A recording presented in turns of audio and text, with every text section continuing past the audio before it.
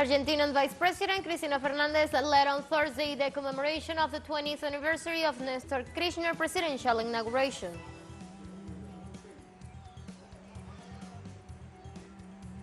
Armenian Prime Minister Nikol Pashinyan said on Thursday that he and his Azerbaijani counterpart Ilham Aliyev have agreed on mutual recognition of their national territorial integrity.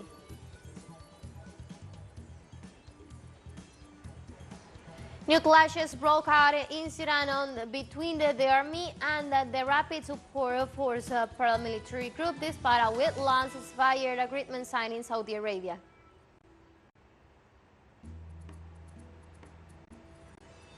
Hello, welcome to From the South. I'm Ana Marrero from the teleSUR headquarters in Caracas, Venezuela. We begin with the news. Stay with us.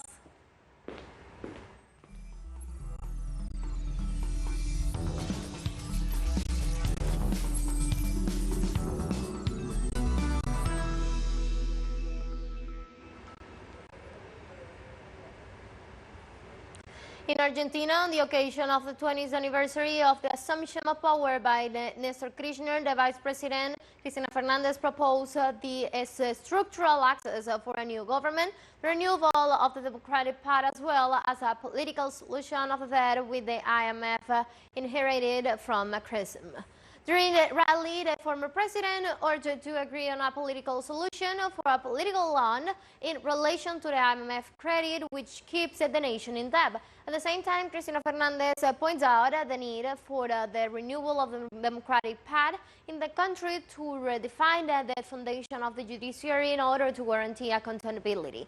Finally, the Vice President of Argentina expressed that despite the differences, the government of Alberto Fernández has been better than the possible second administration of Mauricio Macri.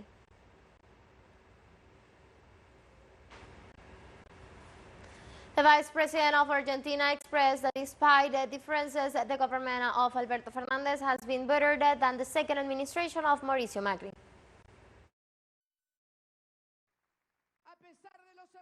Despite the mistakes, errors, or differences, this government is infinitely better than the one that would have been another of Mauricio Macri. I have no doubts. I have no doubts. Cristina Fernández questions the privatization policies of governments that are in the position of foreign debt. If everything was in the hands of the private sector, if everything was in the hands of the managers, why did Argentina owe so much money? For a very simple reason, because they had gone into foreign debt, because they had nationalized it in 1982, because they continued to maintain false dollarization through the 90s by indebting the country. The Vice President of Argentina also expressed her support for the decision of Nestor Kirchner and Lula da Silva to cancel the debt of the International Monetary Fund. He also decided, together with Carmen Lula da Silva, to pay in cash the debt with the International Monetary Fund. That is, when Argentina and its government voted at the polls, regained the helm of the economy and began the process of reindustrialization. On Wednesday, the Mixed Commission within the Brazilian Congress approved a proposal to reshuffle the Ministry of Environment and Indigenous Peoples. The commission was set up to discuss a provisional measure to create a structure of ministries in the government of Lula da Silva. The lawmakers who draft the bill propose relevant changes which will have to go through the plenary of both chambers of the legislature. The changes include accepting responsibility for the recognition and demarcation of indigenous lands from the Ministry of Indigenous Peoples and the responsibility for the Rural Environmental Registry from the Ministry of the Environment.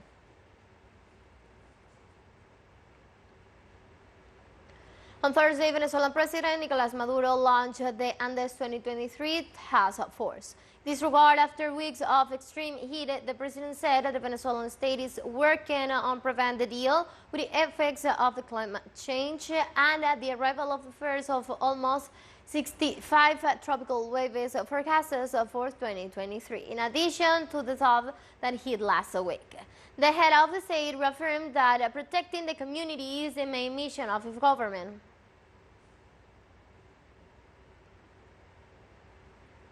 In Peru, death toll from dengue fever rises to 125, while authorities maintain the health emergency in 20 of the 24 departments.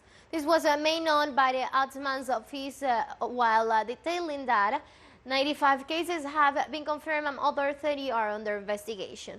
They also state that as of May the 24th, more than 101,000 people have been infected nationwide and another 1,277 people have been hospitalized. The Department of Lambayeque has reported the highest number of deaths with 28, which is what the Ministry of Health decreed a state of emergency on May the 10th.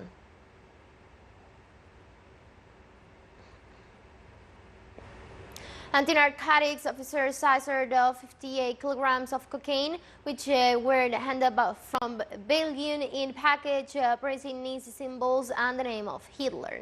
According to the Peruvian police, the drugs were hidden in the 50 packages the size of rings, each one bringing a Nazi swastika and some with the word Hitler written in had relieved in a compact white powder.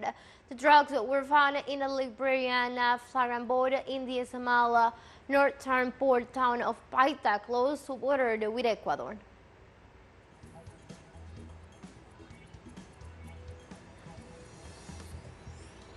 Let's take a very short break now, but remember you can now follow us on our TikTok account as teleSUR English, in which you will be able to see news in different formats, news updates, and more. Stay tuned for more news.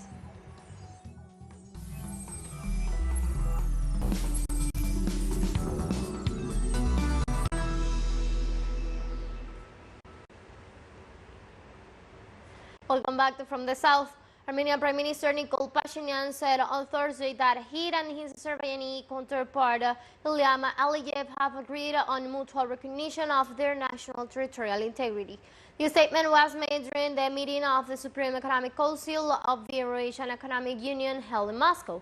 The head of the Armenian executive said his government is ready to unlock all transport and economic corridors with Azerbaijan, while the Azerbaijani leader stressed that those were serious premises for the normalization of relations between the two countries.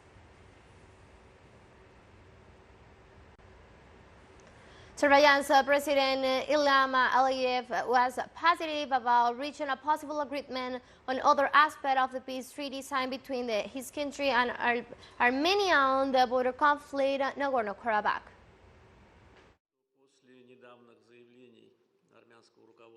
I think that after the recent statements of the Armenian leadership of the recognition of Nagorno-Karabakh as part of Azerbaijan, as well as the recognition of the territorial integrity of Azerbaijan with the indication of the specific figures for the area of the Republic of Azerbaijan, agreeing on other points of this peace treaty will go on much easier because it was the main factor on which we could not come to an agreement. In the same way, the Armenian Prime Minister Nikol Pashinyan assured that his country's border services are ready to allow the passage of vehicles from Azerbaijan. Armenian Border Service and Customs Service are ready to ensure the normal passage of all railway vehicles, trains in particular, through the territory of Armenia. And we expect that the Azerbaijani railway will also be open for the cargo of Armenian railway trains. At the end, the President of Russia, Vladimir Putin, assured that despite all the difficulties, an agreement was reached which not only benefits these two nations but also the entire region. I'm sure that if, despite all the difficulties, we achieve a solution to these issues in the end, it will undoubtedly benefit both Armenia and Azerbaijan, and not only the two countries, but also benefit the entire region. On Thursday, while sharing a meeting of the Eurasian Economic Union Council, Russian President Vladimir Putin said that the Eurasian Economic Union is becoming one of the centers of the evolving multipolar world. I note with satisfaction that cooperation within the framework of the Eurasian Union continues to strengthen, and our association is consistently asserting itself as one of the independent and self-sufficient centers of the emerging multipolar world. At the same time, The interaction of the five countries is invariably built on the principles of mutual benefit, taking into account the interests of each other and with a focus on ensuring sustainable economic growth and improving the well-being of the inhabitants of all our states. In Germany, data released on Thursday by the Federal Statistics Office shows Germany's gross domestic product, or the GDP, declined by 0.3% in the period from January to March. The German economy unexpectedly in the first 3 months of this year, marking the second quarter of the construction that is one deficient of the recession. Employment in the country rose in the first quarter and inflation has eased, but higher interest rates will keep weighing on spending and investment, said Franziska Pulma, senior Europe economist from the Capital Economics.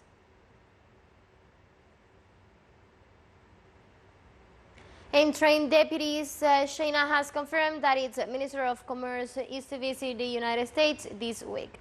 On Thursday, China's Ministry of Commerce spokesperson Xu Yading said that Ministry Wang Wentao will meet with U.S. Commerce Secretary Gina Raimondo and U.S. Trade Representative Catherine Tai while in the U.S.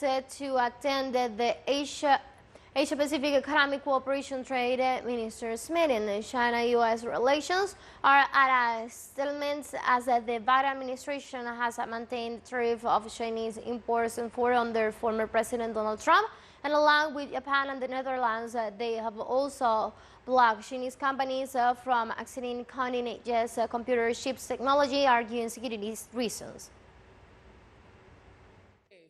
This is an abuse of export regulations and a deviation from free trade and international economic and trade rules. This will severely damage the interests of Chinese and Japanese enterprises and trade cooperation between China and Japan, impacting the security and stability of the global semiconductor supply chain. China strongly opposes this.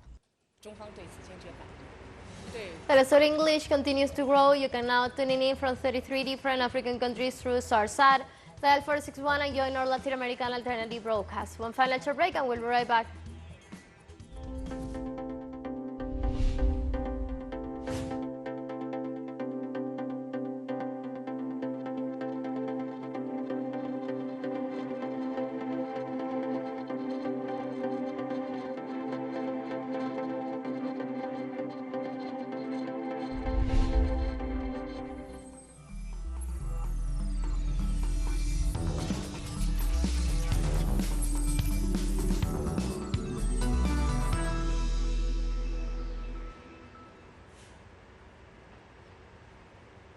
Welcome back. Sierra Leone, as centuries-old thorny tree has been felled during a winter rainstorm in the capital, Freetown. 17 meters saved by the Pentrandra, lovely known as Sierra Leone's cotton tree, lost all its branches on Wednesday with only the bases on its enormous trunk still standing. It estimates the tree to be around 400 years old. President Julius Maravilla stated that all Sierra Leoneans will pass for throwing out the loss of such as prestigious national symbol.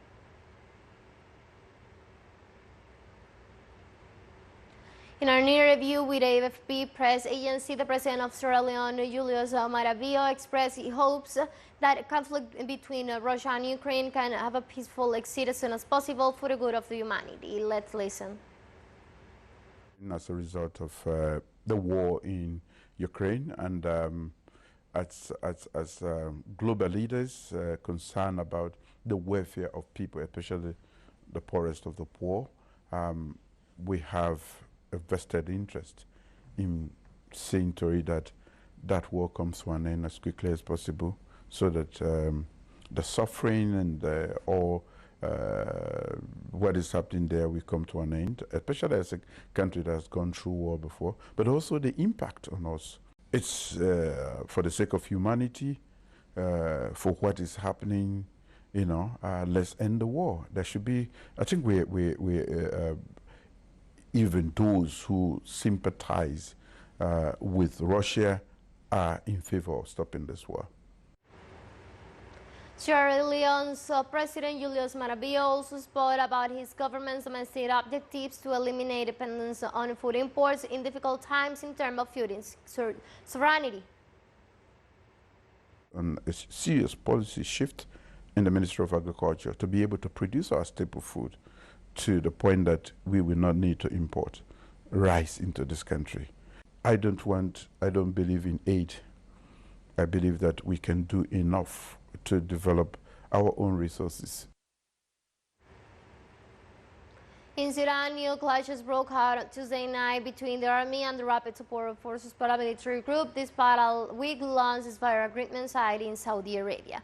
The ceasefire came into force on Monday to facilitate the delivery and distribution of humanitarian assistance and to restore essential services. However, fighting erupted in and around Khartoum on Tuesday, with both sides issuing statements accusing each other of violating the ceasefire. To this day, the conflict has claimed the life of 863 civilians and displaced over 1.3 million people.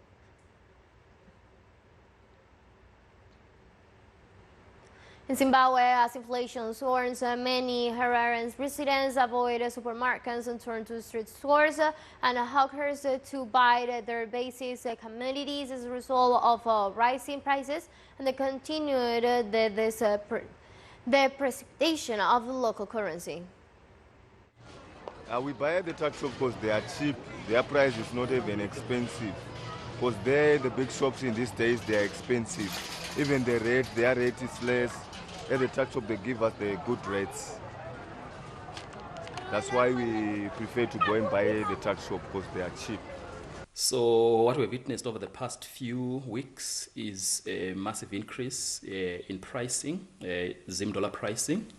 This has largely been caused by the very significant depreciation of the local currency that we have seen on the black market or on the parallel market.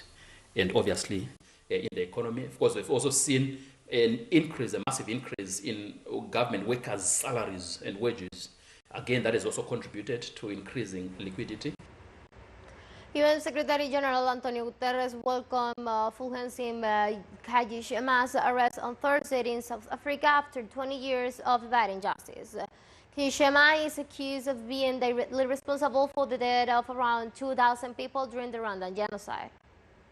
Secretary General welcomes the arrest of Fulgencio Kayishema in South Africa, who has been sought since 2001 for allegedly committing genocide and crimes against humanity in Rwanda in 1994, following a warrant for his arrest by the International Criminal Tribunal for Rwanda. Mr. Kayishema's apprehension sends a powerful message that those who are alleged to have committed such crimes cannot evade justice and will eventually be held accountable, even more than a quarter century later. We have come to the end of this news brief, but you can find this and many other stories on our website at telesurenglish.net. You can also join us on our socials. We're on Facebook, Twitter, and on Instagram as well. For Telesur English, I'm from the South, I'm Mar Marrero, and thank you for watching.